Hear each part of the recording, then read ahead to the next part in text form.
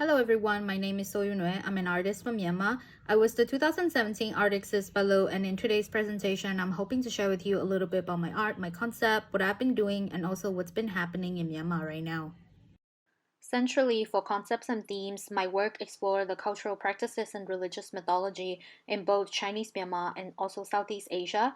I am endlessly inspired by nature, and in my work, I often use the nature imagery to narrate the supernatural world. Confinement and interiority is also a prominent theme in my work.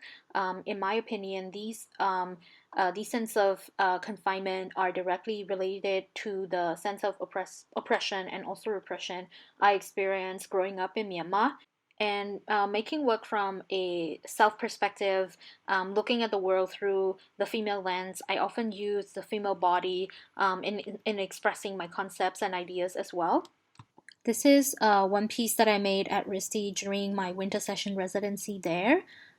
This is an example of a drawing I made. The net lettuces symbolize the sense of restriction and confinement I feel. Another example of a drawing I made at Kelsey Long Beach. And in this Saga Fire ceramic installation, I'm exploring the idea of confinement, spirits, and a sense of loss. In 2017, I had my first show at Myanmar. This is the first time I believe ceramic is shown as contemporary art in the first time ever in Myanmar at this scale. So I quickly established myself in the contemporary art scene of Myanmar as the first ceramic artist. This is one of the pieces I have in my second solo exhibition at Myanmar, and it has both ceramic and glass components in it. I also believe that this is the first time Myanmar artist has shown both ceramic and glass installation in a show as well. In 2018, I was honored to be invited to participate in the 9th Asia Pacific Triennale Contemporary Art, a national art museum in Brisbane, Australia. It is one of their biggest contemporary art museum, and my work was shown in this 50 feet long cabinet at the entrance of the museum. I was the youngest Myanmar artist to have shown in this museum, and the museum also subsequently acquired one of my ceramic pieces. And this year, due to the pandemic, a lot of residencies and exhibition were cancelled. I adapt by applying to virtual residency. This one is hosted by Cultural 360 Asia Europe Foundation, and I applied it together with Na Yang-jun, my colleague from RISD. This virtual residency was a really interesting experience for me because I had the opportunity to not only discuss with Nayang but also reflect in words about the conditions of women in a society that is really conservative. One of the discussion that came up was this idea of pon, which is a Burmese Buddhist concept. The idea of pon can be defined as spiritual glory, power, influence, and dominion. And in Myanmar, women are believed to have less pon than men, which means they are spiritually inferior. And this created hierarchy within the society, making female the second sex. In Myanmar, for example, there are certain Buddhist sites that are sacred and women are not allowed in it. I also wanted to take this opportunity to share something that really important that happened in Myanmar. On February 1st, I woke up to the news that the National League for Democracy leader Aung San Suu Kyi was arrested. Everyone in Myanmar was shocked, and I felt that the world has shifted beneath my feet. I felt that the reality of everyone in Myanmar has further been destabilized in addition to the pandemic, and I created this drawing of a peacock being wrapped and held captive by the snake. Peacock is the national symbol of Myanmar, and it is also present in the flag of the National League for Democracy Party. The snake symbolized the military in my painting.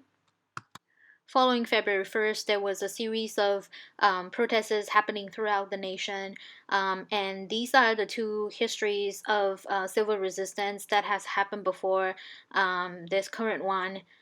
Both of them resulted in violent bloodshed in the citizen side. This current civil resistance movement is called the Spring Revolution, and it's also dubbed as 5-2. And numerology is very important in Myanmar spiritual culture. So the numbers are chosen auspiciously to bring good omen. Ever since the protest arises, there has been some violent crackdown in the military part. So far, there has been 8 casualties. However, I do find the civil disobedient movement really inspiring. This is the first time I've ever seen this country so united and so creative. These are some imagery of the protest that's happening nationwide. This is in Inle Lake. The little shapes that you see are actually boats. And in the satellite view of this gathering, you can see the citizens of Mogo has arranged themselves into the 5 twos. In the satellite view of this picture, you can see the parade was so long it has no end to it.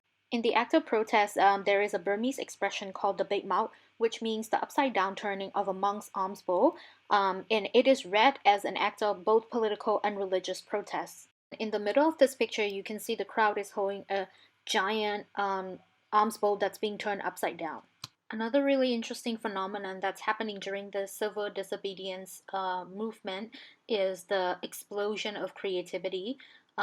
Murals are getting painted, streets are getting painted, and digital arts are being uploaded online everywhere. And all the digital creators are letting anyone online to use the images freely to express their anger towards the government. And these are more examples of the digital art that's being created and uploaded every day on the internet. Artists have also been sharing work online to express their frustration towards the military government. This is the Wang Se Nwe, who's a Shan artist with a really interesting family background. He's the grandson of the first president of Myanmar, Sao Shui Tai, who is also the last Soboa of Yang Shui, which is the royal Shan family. His grandfather was arrested during 1962 military coup staged by General Ne Win, and so Wang Se is very critical of Burmese military government. In his work, he often talks about erased history, unmentioned important political events that happened that was intentionally erased by the Burmese military government. He is also very critical of the way minorities are treated by the majority Burmese government. This is a piece by painter and street artist Bart Was Not Here, and his work is usually accompanied by humor, political satire. This is a painting by Richie Tet, a queer Myanmar artist who is an illustrator and image maker. This piece is titled Bitch Better Have My Democracy. This is one photograph from a diaristic performance series by artist Emily Pyo. In the series, she takes one photo every day in different location in Yangon. And in this photo, what she's wearing on her head is actually an upside down arms bow, which I talked about in the previous slide. This is a community protest art in progress piece done by paper artist Soe Yu. This piece is being staged in front of the Japanese embassy, and in Japanese culture, origami cranes represents peace. And it is believed that if you fold 1,000 cranes, you will be granted a wish by the gods. As for me, I'm working on a series of these small drawings. The first one, I donated 100% of the proceeds to a CDM fundraiser by a contemporary artist organization here. Others are commission based, and I'm donating 20% of each commission to CDM fundraisers. Thank you so much for listening to the talk, and I truly wish success for the Spring Revolution. And no matter what the result is for the Spring Revolution, please do keep Myanmar in your thoughts and in your discussion so that the military government knows that the world is watching.